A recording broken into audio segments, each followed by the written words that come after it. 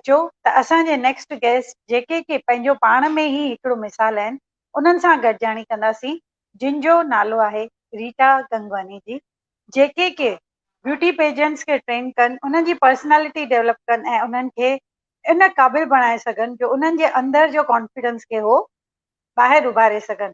त मां स्क्रीन ते इनवाइट करणु चाहींदसि असांजी भेण रीटा गंगवानी जी खे। वरी मुलाक़ात था कयूं रीटा जी सां।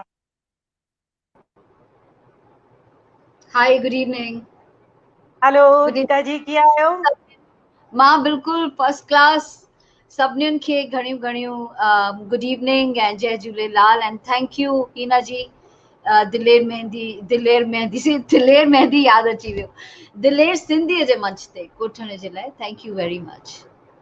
मां रीटा जी जे लाइ थोरे में 2 मिंटनि में सभिनी ॾिसंदड़ दर्शकनि खे ॿुधाए छॾियां रीटा जी जे लाइ त रीटा जी फाउंडर आहिनि रिगा हाउस जा। रीटा जी खे पाण त ॾिसण में त क्वीन लॻनि ई था, पर इन्हनि खे क्वीन मेकर बि चयो वेंदो आहे। प्रेसिडेंट ऑफ इंडिया अवार्डी ऐं वर्ल्ड बुक रिकॉर्ड में पिणु हिननि जो नालो दर्ज आहे।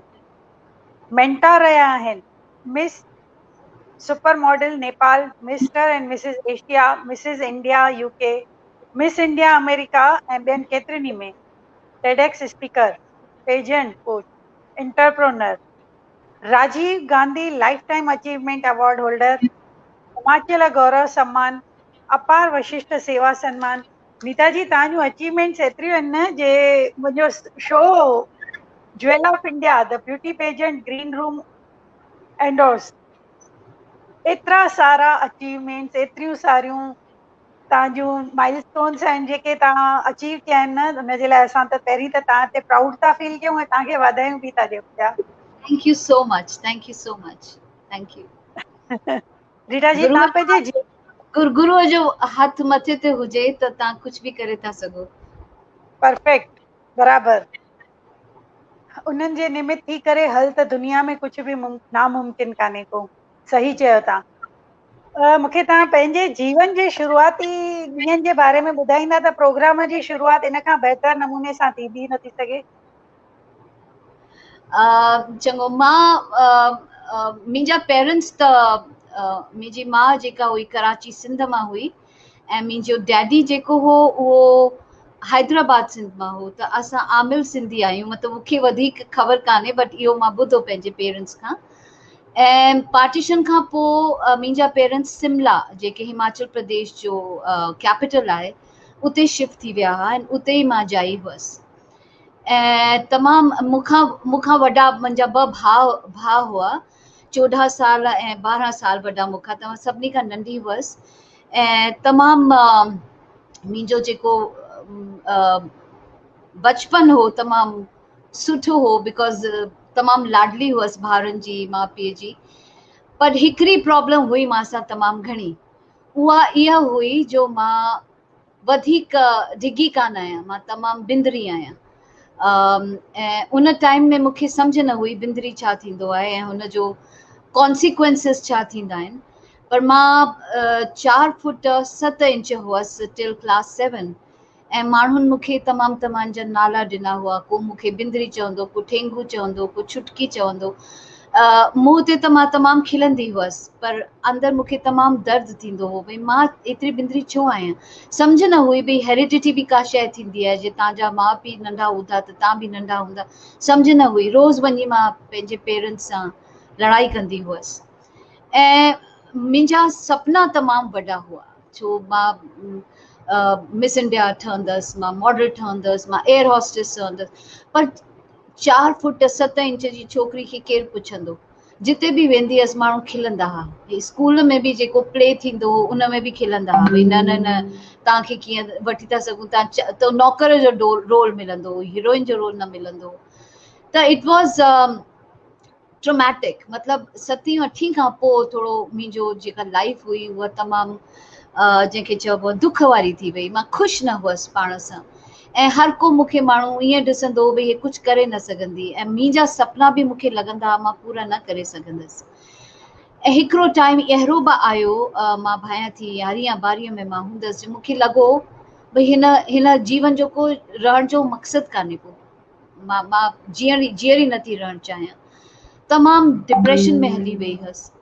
पर मां हिकिड़ी शइ ॾिठी आहे, जॾहिं बि को माण्हू डिप्रेशन में वेंदो आहे या अहिड़ी स्थितीअ में वेंदो आहे, गुरु बाबा को न को अहिड़े माण्हू खे ज़रूरु तव्हांजे जीवन में आणींदो आहे जो तव्हांजो हथ थामे करे तव्हांखे सही रास्तो ॾेखारे। त मूं सां छा थियो, जॾहिं मां बिल्कुलु लाइफ खे गिव अप करे छॾियो हो, मुंहिंजी हिकिड़ी टीचर हुई कॉलेज जी, हुन ॾिठो भई अचे नथी कॉलेज, घणा ॾींहं थिया आहिनि, छा ॻाल्हि आहे। मुंहिंजी साहेड़ियुनि खां पुछियईं त मुंहिंजी साहेड़ियुनि ॿुधायो भई हो मतिलबु तमामु डिप्रेशन में आहे, तमामु परेशान आहे। त मुंहिंजी टीचर घर आई, मां सां ॻाल्हाई ऐं मूंखे तमामु सुठो एग्ज़ाम्पल ॾिनो। मूंखे चई जे 100 रुपए जे नोट खे मां ईअं विचिड़े करे ईअं कयां त हुनजी वैल्यू घणी थींदी। मां चयो भई उहो 100 जो आहे त 100 जो ई रहंदो, विचण सां छा थींदो आहे। चई जे मां हुनखे थोरो गंदो कयां तॾहिं हुनजी वैल्यू छा थींदी। मां चयो 100 रुपए जी 100 ई थींदी। चई बिल्कुलु इहा ई ॻाल्हि तोखे सम्झाइण थी चाहियां त सोसाइटीअ में जेके माण्हू, समाज जा जेके माण्हू आहिनि, तोखे टोड़ींदा, फाड़ींदा, तोखे गंदो कंदा, पर तंहिंजो मानो इहो त कान्हे तुंहिंजी वैल्यू घटि थी वेंदी। त सभिनी खां पहिरीं हुन मूंखे चयो पंहिंजी वैल्यू खे सुञाण। तुंहिंजी जेका डिघपन आहे, तुंहिंजो जेका हाइट आहे, उहो तुंहिंजी पर्सनैलिटी जो हिकु तमामु नंढो टुकड़ो आहे। तमामु घणियूं शयूं तूं में आहिनि, तूं सॼो फोकस हिकिड़ी शइ ते हणी ॾिनो आहे, ॿी शयूं त ॻोल्ह जेका तो में आहिनि। ऐं उन मूंखे जीअं सम्झायो त मां पंहिंजी ज़िंदगीअ खे जॾहिं ॾिठो त मां ॾिठो भई मुंहिंजी हाइट कान्हे को, ठीकु कान्हे को ॻाल्हि कान्हे, पर मां ॻाल्हाए थी सघां, मां पेंट करे थी सघां, मां घणियूं शयूं अहिड़ियूं आहिनि जेके मां करे थी सघां ऐं तमामु सुठियूं थी करे सघां। त जीअं मां पंहिंजो फोकस चेंज कयो, तीअं धीरे धीरे शयूं पाण थियणु शुरू थी वयूं। मां हलंदे हलंदे हिकिड़े ॾींहुं मां हिकिड़ो न्यूज़ पेपर ॾिठो जंहिंजी हेडलाइंस लिखियल हुयूं, wanted women in the army. त मां तमामु ॾिकी करे हुनखे खयो, मां हुनखे पढ़ियो भई किथे लिखियो हूंदो भई घणी हाइट आहे, बट कुझु बि लिखियल कान हो, रुगो इम्तिहान पास करणो जेको तमामु टफ हो एग्ज़ाम। उन टाइम में मां ॻाल्हायां थी 73 74 जी ॻाल्हि थी कयां, त उन टाइम में छोकिरियूं आर्मी में हूंदियूं ई तमामु गिनल चुनियल हूंदियूं हुयूं। ऐं हाणे इहो मौक़ो त मां हुन एग्ज़ाम में वेठसि, तमामु ॾुखियाई सां मुंहिंजी ट्रेनिंग पूरी थी ऐं मां हिमाचल प्रदेश जी पहिरीं लेडी आर्मी ऑफिसर थी करे मां निकितसि उतां। ऐं आई थिंक उहो मुंहिंजो जीवन जो सभिनी खां वॾो टर्निंग पॉइंट हो। भई जब 4 फुट 7 इंच जी छोकिरी कुझु बि करे थी सघे, त मां माण्हुनि खे इहो ई चवंदी आहियां भई रंग रूप कद काठीअ में को कुझु कान्हे रखियो।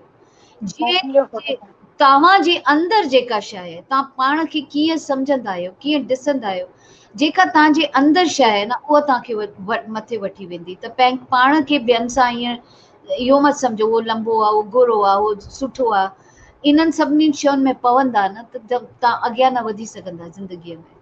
त इहो मुंहिंजो बचपन हो जेको तव्हां मूंखां पुछियो ॿुधाइण जे लाइ। इहो बचपन जी एतिरी सुठी इंस्पायरिंग स्टोरी तव्हांजी हुई। चवंदा आहिनि न पंहिंजे गुस्से खे पंहिंजी कामयाबीअ जे लाइ यूज़ कयो, पंहिंजे अंदर जे डिज़ायर्स खे। त इहो हिकिड़ो बेस्ट एग्ज़ाम्पल तव्हां असांजे हेतिरनि व्यूअर्स खे तव्हां ॿुधायो त किथे बि हिमत न आहे हारणी। के चवंदा आहिनि अधु गिलास आहे भरियल आहे, के चवंदा आहिनि अधु गिलास खाली आहे। असांखे हमेशह ई ॾिसणो आहे त अधु गिलास भरियल आहे। पर हिकिड़ी ॻाल्हि, हा हा हा तव्हां चओ पोइ मां चवां थी। तव्हां चओ, तव्हां छा था चवणु चाहियो? तव्हां ॿुधायो, तव्हां ॿुधाईंदा। हा, मां इहो पई चवणु चाहियां भई इहो मैटर न कंदो आहे तव्हांजे मथे जे ऐं तव्हांजे पेरनि जे विच में छा आहे, मैटर कंदो आहे तव्हांजे मथे ऐं तव्हांजे चिन जे विच में छा आहे ऐं तव्हां हिन खे कीअं यूज़ कंदा। जे तव्हां पंहिंजे मथे ऐं पेरनि जे विचनि में फासी वेंदा, उन भूल भुलैया में फासी वेंदा, कुझु न करे सघंदा। मथे जे ऐं चिन जे विच में जेका शइ आहे उन ते तव्हांखे कॉन्संट्रेट करिणो आहे। त पाण खे सभिनी खां पहिरीं तव्हांखे पाण खे प्यार करणु सिखणो पवंदो। मां जीअं बि आहियां, जहिड़ी बि आहियां, भॻवानु मूंखे कंहिं मक़सद सां मोकिलियो आहे। का त वजह हूंदी जो मां ईअं आहियां। मां हाणे सोचां थी मां एतिरी नंढी बिंदरी छो थियसि, शायदि इन ई वास्ते थियसि जो मां ॿियनि माण्हुनि खे सम्झाए सघां भई इहा शइ मैटर न कंदी आहे। त तव्हां में जेको बि ऐब हूंदो आहे, भॻवानु कई ऐब तव्हां में विझी करे मोकिलींदो आहे। को बि माण्हू, पहिरीं त ॻाल्हि सम्झण वारी आहे त हिकिड़ो बि माण्हू हिन दुनिया में परफेक्ट कान्हे को। असां सम्झंदा आहियूं, असां उन्हनि जी परफेक्शन ॾिसंदा आहियूं, असां इन ॾिसंदा आहियूं हुन में बुराइयूं भी आहिनि, हर इंसान में अच्छाइयूं भी आहिनि, बुराइयूं भी आहिनि, पर असां सॼो फोकस पंहिंजी बुराई ते, सुबुह सुबुह जो तव्हां आईने जे अॻे जॾहिं तयारु थींदा आहियो, असां बीह करे पाण खे ॾिसंदा आहियूं, चवंदा आहियूं हाय काश मां थोड़ी लंबी हुजां, काश मुंहिंजा वार लंबा हुजनि, काश मां थोड़ी सुहिणी हुजां। पहिरीं केरु थो ॿुधे, पहिरीं तव्हां ई त ॿुधो था। जे तव्हां पाण खे ई गारियूं था ॾियो पिया त तव्हांजो शरीर तव्हांखे कीअं प्यारु कंदो। पर जे तव्हां पाण खे थपकी ॾींदा, बस जीअं आहियां जहिड़ी बि आहियां, मूंखे मूंखे पसंदि आहे, भॻवान तोखे का वजह सां ईअं ठाहियो हूंदो, पाण खे थपकी ॾींदा, पाण खे प्यारु कंदा त अंदरां तव्हांजो शरीर बि तव्हांखे प्यारु ॾींदो, तव्हांजा थॉट्स बि सुठा निकिरंदा। त पहिरीं तव्हां पाण खे सुञाणो, भई मां जेकी बि आहियां, जहिड़ी एक्सेप्ट करणु तमामु इम्पोर्टेंट आहे, मां जीअं बि आहियां जहिड़ी बि आहियां सुठी आहियां, ॿियनि खां अलॻि आहियां, ऐं इहो ई मुंहिंजी पहचान आहे। बिल्कुलु बिल्कुलु, तव्हां तमामु सही ऐं पॉज़िटिव तव्हां ॻाल्हियूं ॿुधाए रहिया आहियो। हाणे तव्हां ॿुधायो त तव्हां आर्मी स्कूल में तव्हांजो दाख़िला थियो, तव्हां उते रहिया, त आर्मी स्कूल खां वठी तव्हांजे फैशन डिज़ाइनिंग जे इन सफ़र जो, रिगा हाउस जो हा जर्नी जे बारे में बि हाणे ॿुधाईंदा? हा बिल्कुलु, आर्मीअ में असांखे तमामु घणा सब्जेक्ट्स अलॻि अलॻि क़िस्म जा पाढ़ींदा हुआ।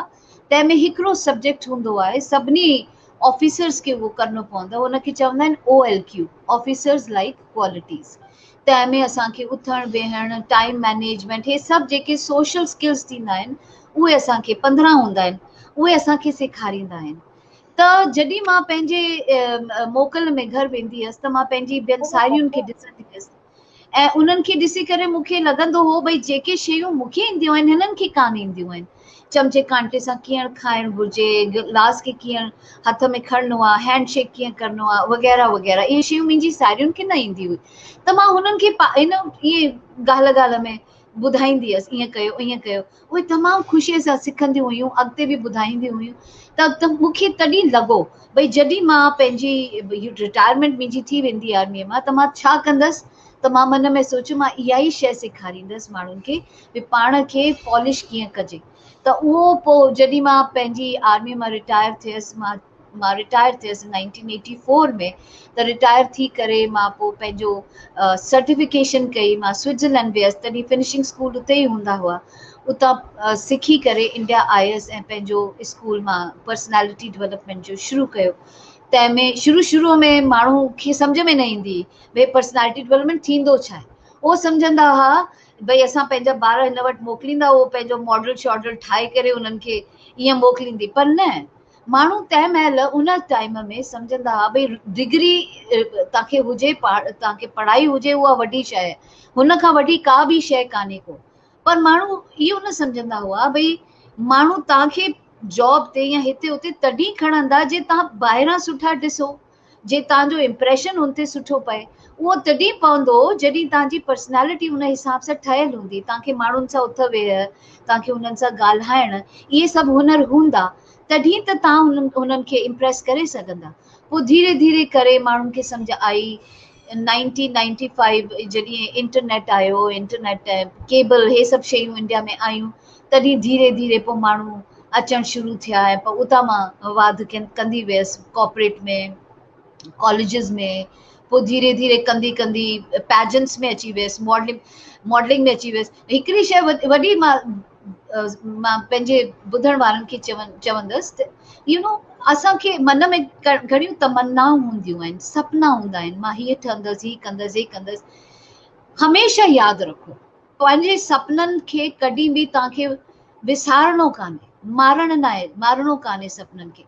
भॻवान सपनो, गुरु बाबा सपना असां सभिनी जा पूरा कंदा आहिनि, डायरेक्टली न कनि, इनडायरेक्टली कनि। भई ठीकु आहे, मां फिल्म स्टार न थी सघियसि, मां मॉडल न थी सघियसि, मां मिस इंडिया न थी सघियसि, पर मां उन्हनि खे पाढ़ींदी आहियां, हुन खां बि वॾो कमु कंदी आहियां। त भॻवान जेको मथे वेठो आहे न, जे तव्हां पंहिंजी आस न छॾियो त उहो तव्हांजा सपना ज़रूरु पूरा कंदो आहे। त कॾहिं बि बिल्कुलु अपने हुननि सपननि खे विसारणो न आहे, उन्हनि खे बिल्कुलु जागृत रखिणो आहे, ऐं उहे पूरा थींदा।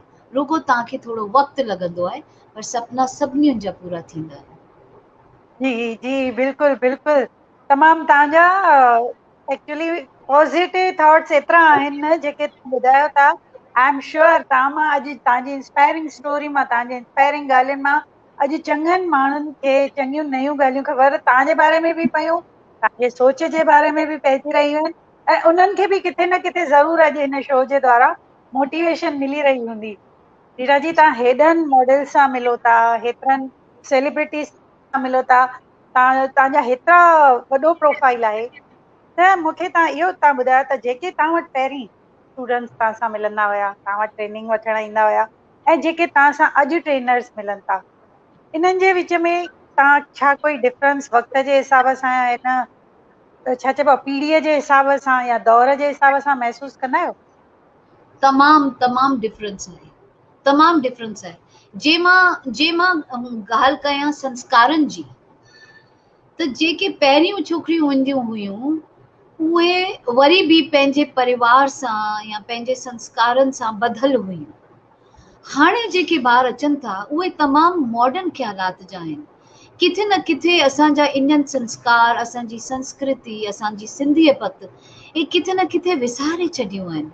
त उहे मॉडर्नाइज़ेशन जे चक्कर में एतिरो पइजी विया आहिनि ॿार अॼुकल्ह जा, जो उन्हनि जी ओरिजिनैलिटी ख़तम थी वई आहे। सभई ॿार हिक जहिड़ा लॻंदा आहिनि, हिकिड़े ई जहिड़ा सोचींदा आहिनि, हिकिड़ो ई जहिड़ा, जेका हुननि जी इंडिविजुअलिटी आहे उहा ख़तम थी वई आहे। ऐं उन में मां ॿारनि खे बि ओतिरो ब्लेम न कंदसि जेतिरो मां पेरेंट्स खे बि ब्लेम कंदसि। ठीकु आहे, हालातनि सां असांजा पेरेंट्स बि अॼुकल्ह कमु कंदड़ आहिनि, त उहो ॿारनि खे ओतिरो टाइम न ॾेई सघंदा आहिनि। त पुराने ज़माने में ओतिरियूं कमकाजियूं न हूंदियूं हुयूं, त असांजा जॉइंट फैमिली हूंदा हुआ, असांजा जेके बुज़ुर्ग हूंदा हुआ उहो ॿारनि खे पंहिंजा संस्कार ॾींदा हुआ। अॼुकल्ह न्यूक्लियर फैमिलीज़ थी वियूं आहिनि। त हिकिड़ी त शइ जेका मां ॿिन्ही में नेगेटिव ॾिठी आहे, पहिरीं नेगेटिव जी मां ॻाल्हि कई आहे, उहा इहा आहे भई उन्हनि ॿारनि में हिननि ॿारनि में संस्कृतीअ जो, वैल्यूज़ जो तमामु डिफरेंस आहे, जो कि असां आई थिंक हाणे टाइम अची वियो आहे असांखे हुनखे सुधारणो आहे। जे पॉज़िटिव जी ॻाल्हि कयां त पॉज़िटिव जी ॻाल्हि इहा आहे भई पहिरीं थोरा ॿार ॾकंदा हुआ, डिॼंदा हुआ समूह अचण में, स्टेज ते वञण में थोरो हुननि डपु थींदो हो, छो जो कॾहिं इहो कयो कान हो। हाणे अॼुकल्ह जा ॿार एतिरा स्कूलनि में बि उन्हनि खे एक्सपोजर मिलंदो आहे स्टेज ते वञण जो, परफॉर्मेंस करण जो, त हुननि में कॉन्फिडेंस तमामु घणो आहे। अॼुकल्ह जे ॿारनि में सेल्फ कॉन्फिडेंस कंपैरेटिवली तमामु घणो आहे कंपेयर टू दो चिल्ड्रन जेके पहिरीं हूंदा हुआ। उहो थोरो धिकी धिकी ईंदा हुआ, पोइ धीरे धीरे धीरे हुननि में बदिलाव हूंदो हो। अॼुकल्ह थोरो मां कॉन्फिडेंस या ओवर कॉन्फिडेंट थींदा आहिनि, मूंखे थोरो हुननि खे छिले करे घटि करिणो पवंदो आहे, भई उहो पंहिंजे प्रैक्टिकल थियनि पहिरीं, उन खां पोइ सम्झनि। छो जो अॼुकल्ह ब्यूटी जूं शयूं घणियूं थी वियूं आहिनि, ऐं कपिड़ा लटा सभु ईज़िली अवेलेबल आहिनि। त ॿार इहे सम्झंदा आहिनि भई सजी धजी करे मां अचां त मां ॿियनि खे इम्प्रेस करे सघंदसि। पर ॿारनि खे इहा ॻाल्हि विसरी वई आहे भई जीअं हिकिड़ी बिल्डिंग हूंदी आहे, हुनजो जेको फाउंडेशन अञा अगरि हुनजो कचो आहे, हिकिड़ो भूकंप जो झटको ईंदो, उहो जेका बिल्डिंग आहे उहो किरी पवंदी। त ईअं ई ॿाहिरां लीपा पोथी करण सां कुझु न थींदो आहे। जेसि ताईं तव्हां अंदर सां हिकिड़ो सुठो इंसान न थींदा, अंदर सां तव्हांजा जेके पंहिंजो सेल्फ वैल्यू तव्हांजो स्ट्रॉन्ग न थींदो, पाण में अंदरि सेल्फ एस्टीम तव्हांजो स्ट्रॉन्ग न थींदो, त ॿाहिरां कहिड़ी बि प्रॉब्लम ईंदी, तव्हां हे कपिड़ा लटा, हे मेकअप कमु न ईंदो, तव्हांखे कमु ईंदो तव्हांजो सेल्फ कॉन्फिडेंस। त उहा शइ तमामु ज़रूरी आहे अॼुकल्ह जे ॿारनि खे सम्झनि भई लीपा पोती कयो, उन में को बुराई कान्हे का, ज़रूरु सजो संवरो सिखो इहा शइ, पर पहिरीं हिकिड़ो सुठो इंसान ठहण जी कोशिशि कयो, ॿियनि खे सम्झण जी कोशिशि कयो। असां एतिरा जजमेंटल थी विया आहियूं अॼुकल्ह, बसि हर सिचुएशन खे जज कंदा आहियूं, हर सिचुएशन में पंहिंजो असांजो ओपिनियन थींदो आहे। असांखे तमामु ज़रूरी आहे कि हर सिचुएशन में पहिरीं असां हिकिड़े इंसान जे रूप में शइ खे सम्झूं, तंहिंखां पोइ असां मुंहुं खोलियूं भई हे सिचुएशन में छा चवणु घुरिजे। त किथे न किथे संस्कार जेके आहिनि उहे असांखे अॼुकल्ह जे ॿारनि जा थोरा मटणा पवंदा आहिनि। मुंहिंजी कोशिशि थी रहंदी आहे, जेके ॿार मां वटि ईंदा आहिनि मां ॾिसंदी आहियां उन अचण में ऐं तयारु थी करे कोर्स फिनिश करण जे विच में तमामु डिफरेंस। छो जो नानक दुखिया सभु संसार, ॿार ईंदा आहिनि, हुननि जी बि हिकिड़ी स्टोरी हूंदी आहे, को किथां दुखायल, को फैमिली सां दुखायल हूंदो आहे, को पंहिंजे हेल्थ सां दुखायल हूंदो आहे, को पैसनि सां दुखायल हूंदो आहे। त इहे जेके स्कार्स हूंदा आहिनि पहिरियों उन्हनि खे लाहिणा पवंदा आहिनि, उहो कोशिशि उन्हनि खे कराइणी पवंदी आहे भई इहे त ज़िंदगी आहे, इहे शयूं थींदियूं ई थींदियूं। त उन्हनि खे पहिरीं सम्झाए करे बिल्कुलु लेवल बैलेंस करे पोइ तंहिंखां पोइ उन्हनि ते मां कमु शुरू कंदी आहियां। त इहो थोरो डिफरेंस थींदो आहे ॿारनि में अचण में ऐं वञण में, ऐं पुराने ॿारनि में ऐं नवे ॿारनि में अॼुकल्ह। जीअं न हिकिड़ो मूर्तिकार हूंदो आहे, हुनजे अॻियां पत्थर रखिबो आहे शिल्पकार, त हुन मां उहो चवंदा आहिनि वेस्ट ख़ाली कढंदो वेंदो आहे त ब्यूटी पाण ई निकिरी ईंदी आहे मूर्तीअ जी। त उहो तव्हां कमु तमामु बहितरीअ सां कंदा आहियो। ऐं ॿी जेका ॻाल्हि तव्हां चई, जेका मां हिकदमि सहमत आहियां, त जेके जॉइंट फैमिलीज़ हूंदियूं हुयूं त उन्हनि जे जेके वॾनि जो असरु हूंदो हुयो न, उहो तमामु तव्हां सां ॻाल्हाईंदे ॻाल्हाईंदे मूंखे यादि अची वियो। त जीअं तव्हांजी डॉटर्स जी आहे, त मां हिकिड़ी डॉटर जी पंहिंजो इंसिडेंट ॿुधाईंदमि। त असां मदर इन लॉ सां जॾहिं असांजी हुया, हाणे श्री चरणनि में हुननि जो निवास आहे, त जॾहिं मुंहिंजी डॉटर ॼाई त उन्हनि खे हो ई संभालींदा हुया, हो ई ॾिसंदा हुया। हिकिड़ो उन्हनि खे चवंदी आहिनि त उथ, असां कीअं ॿारनि खे उथारींदा आहियूं न, जेकॾहिं सुबुह जे टाइम ते असां सवेर ॿारनि खे बराबरि था उथारियूं त सुठी तरह हुननि में ग्रोथ ईंदी आहे। इहो मां किथे पढ़ियो हुयो, त उहो मां ॾिठो आहे प्रैक्टिकली। त उहो मुंहिंजी गुड़िया खे हीअं उथारींदी हुई त फूल कुमारी उथ, तूं उथंदीअ खिलंदीअ त सॼी दुनिया खिलंदी, तूं उथंदीअ हा खिलंदीअ त नुंहिंजूं खिलंदियूं। ऐं हिकिड़ी कोयल मुंहिंजे घर जे ॿाहिरां 7 खां 7:30 ईंदी हुई, त उहा चवंदी हुई उथ, तूं तोखे उथारण जे करे ॾिस भॻवान कोयल मोकिली आहे। त नंढे हूंदे जो इहो इंसिडेंस मूंखे हलंदे हलंदे यादि अची वियो तव्हां सां ॻाल्हाईंदे, त जेॾी महिल हिकु दफ़ो रोए बि पई त खिले बि पई। त मां चवांसि भई रितू तूं रोए बि थी खिले बि थी, त चए थी मां जे रोईंदमि त वरी सॼी काइनात रोईंदी न। नंढी इनोसेंट 1.5 साल जी ॿार ईअं पई चए मूंखे। ऐं उन खां पोइ माना हुनखे उथ, अॼु देरि थी वई आहे, तूं उथे छो नथी? मम्मी कुकू अञा मूंखे उथारण ई न आई आहे। उहा कुकू चवंदी तॾहिं बरसाति में केॾी महिल बर्ड लेट ईंदा आहिनि न, त इहे वॾा ई सेखारींदा आहिनि। त मां पंहिंजे स्क्रीन ते वरी बि हिकु दफ़ो पंहिंजी गुड़िया आई आहे, जेका बि हाणे ग्रूमिंग स्कूल हलाईंदी आहे, उनजी अॼु बि उहा ई प्रिटी स्माइल आहे। त मां स्क्रीन ते रितू खे बि घुराइणु चाहींदमि, ऐं तव्हां खां बि कुझु चवणु हा, था चाहियो रितू जी? हिकु मिंट, इन ई ॻाल्हि सां मूंखे हिकिड़ी ॿी ॻाल्हि बि यादि आई। मुंहिंजी माउ मूंखे उथारींदी हिकिड़े सिंधीअ गाने सां, बिल्कुलु ईअं ई जीअं तव्हां चयो। गाने जा अखर ईअं हूंदा, उथी उथी मन जा, उथी पहलाज खोल अखियूं, मुंहं में पेयूं मिरनी मखियूं, जागी थी वेल वेहाणी, जागी थी वेल वेहाणी, उथी उथी मन जा।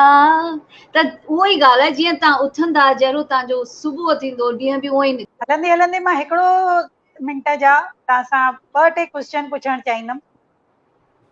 तव्हां अगरि जे तव्हां ब्यूटी पेजेंट ट्रेनर न हुजो हा त छा हुजो हा रिटायरमेंट खां पोइ? मां सिंगर हुजां। अरे वाह! मूंखे, हा, मूंखे सिंगिंग जो तमामु शौक़ु आहे। ऐं पार्ट टाइम जिन में ख़ाली बि हूंदी आहियां त ॿ टे एप्स आहिनि जिन ते सॼो ॾींहुं बसि मां अलाए केतिरा गाना ॻायां। त मां जे इहा न हूंदसि त मां प्लेबैक सिंगर हुजां। अरे वाह! ऐं तव्हांजे हेतिरनि स्टूडेंट मां तव्हां हिकिड़ो त स्टूडेंट जो इहो ॻाल्हि ॿुधाई, पर हिकिड़ो सो कॉम्प्लीमेंट जेको हमेशह असांखे यादि रहंदो आहे, त हिन बंदे मूंखे हे कॉम्प्लीमेंट ॾिनो हुयो, अहिड़ो को कॉम्प्लीमेंट?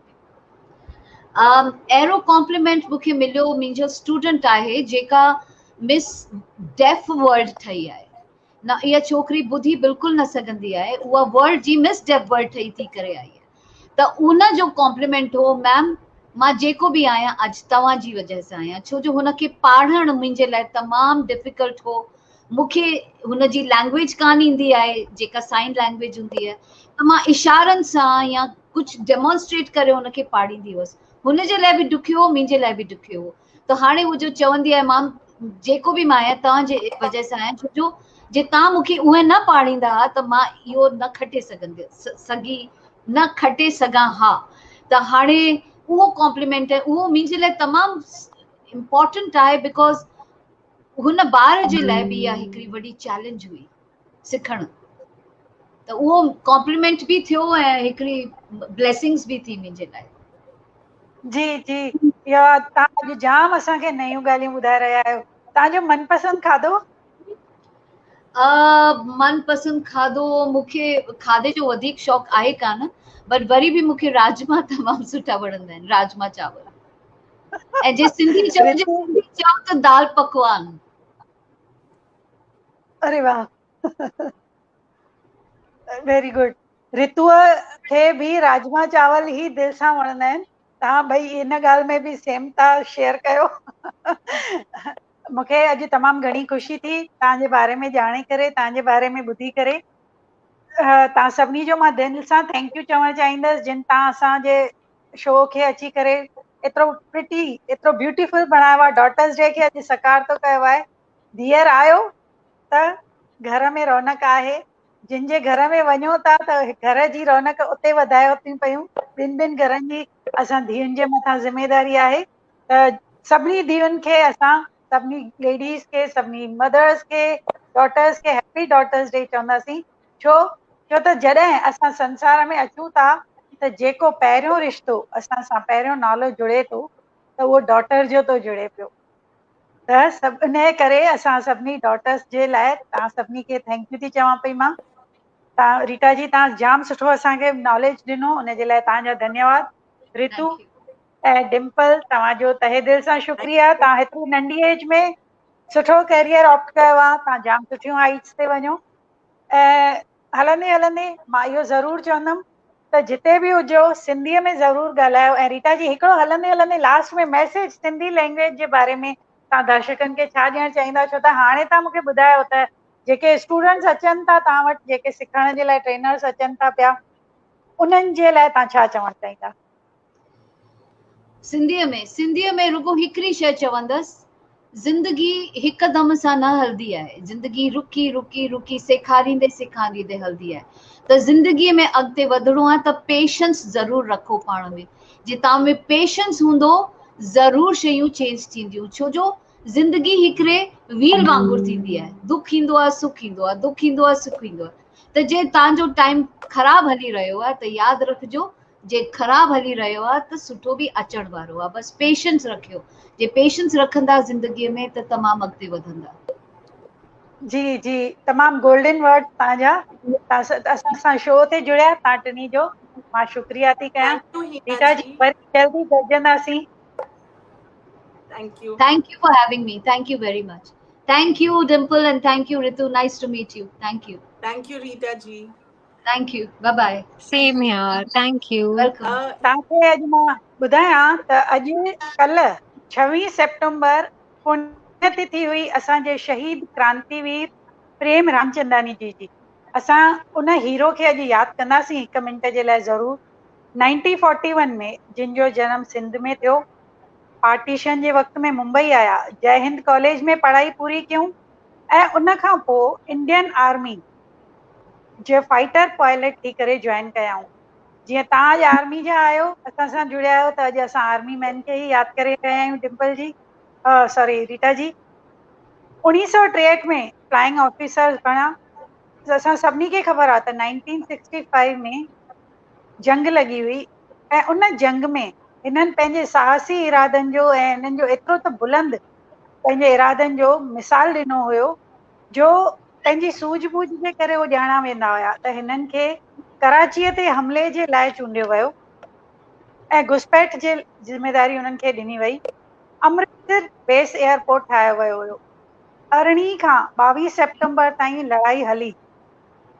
बहादुर श्री प्रेमचंद जी हिकु 9 मिसाइल अटैक कया, सक्सेसफुल मिसाइल अटैक। पर वरी जेॾी महिल 10 सफलता पूरा कयूं, वरी उन खां पोइ जॾहिं 10 अटैक करण विया त पाकिस्तान एयरफोर्स उन्हनि जे विमान खे क्षतिग्रस्त कयो ऐं उन्हनि जे प्लेन में बाहि लॻी वई। उन्हनि जे प्लेन में बचाव जो बटण त हुयो, उहे चाहे ना त उहो दॿाए करे हेठि लही सघनि हा ऐं पंहिंजी जान बचाए सघनि हा, पर उन्हनि खे पंहिंजे देश सां, पंहिंजी मातृभूमिअ सां एतिरो त प्यार हुयो जो हुननि दुश्मन जी ज़मीन ते पेर रखणु सही न सम्झो ऐं प्लेन खणी मोड़े करे इंडिया जी तरफ़ आया। अमृतसर बेस एयरपोर्ट बेस ते अचण खां पहिरीं ई हुननि पाण खे प्लेन मां हेठि लथा हो प्लेन मां पहिरीं बॉर्डर ते टपो ॾिनऊं ऐं ज़ख़्मी हालत में खेनि अमृतसर मिलिट्री हॉस्पिटल में वठी विया, पर डॉक्टरनि जी तमामु कोशिशुनि खां पोइ बि 26 सितंबर 1965 ते शहीद थिया असांजा प्रेम जी। त असां अहिड़नि शहीदनि खे नमन कयूं था, शहीद प्रेम रामचंदानी जी, उन्हनि जी बहादुरीअ खे असां नमस्कार कयूं था ऐं असांखे नाज़ आहे असांजी सिंधी कम्यूनिटीअ जे अहिड़नि वीरनि ते। त इहे ॿ शब्द असांजे प्रेम रामचंदानी जी जे लाइ, उन्हनि जी स्टोरी सभिनी खे ख़बर पए त असां सां सिंधी कम्यूनिटीअ में अहिड़ा लिकल लाल बि आहिनि। असां शहीद रामचंद प्रेम जी खे श्रद्धांजलि था अर्पित कयूं ऐं उन्हनि ते फ़खुर था महसूस कयूं। त वरी असां ॿिए हफ़्ते मिलंदासीं संडे ॾींहुं 9 खां 10 कुझु नई पर्सनैलिटीज़ सां, कुझु नयुनि ॻाल्हियुनि सां। तेसि ताईं जय झूलेलाल। जय झूलेलाल। जय Jhulelal. Thank you Heena ji and Diler Sindhi.